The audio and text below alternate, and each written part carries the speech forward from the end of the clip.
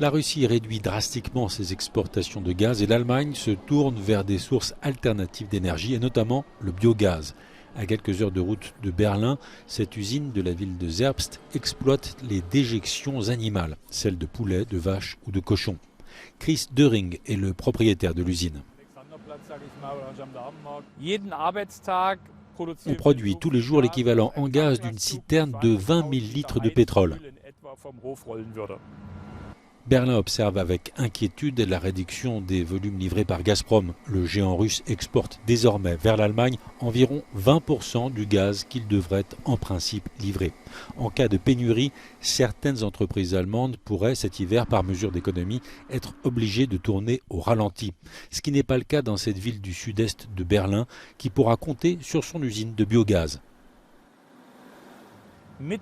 Avec notre partenaire, le réseau de gaz local, et avec la ville, nous serons en mesure de continuer de chauffer l'hôpital, les écoles et les autres infrastructures essentielles.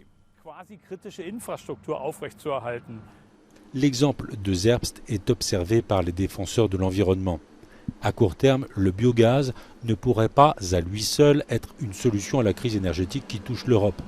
Mais la méthode devrait en revanche prendre de l'ampleur et jouer un rôle plus important au sein des pays de l'Union européenne. L'Union européenne a mis en place le projet Repower EU pour s'affranchir du gaz russe et le biogaz est censé jouer un rôle important. Cela dit, la plupart de mes collègues ne pensent pas que cela soit totalement possible. Le plan pourrait ne pas être réalisable. L'Allemagne est confrontée à un énorme défi, à un problème colossal. Elle essaie de s'affranchir de l'énergie russe et en particulier du gaz russe.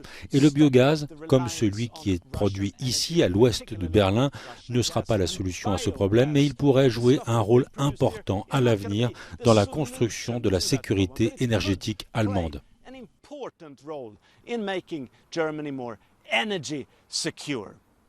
Jonah Kellgren, reporting from Zerbst for Euronews.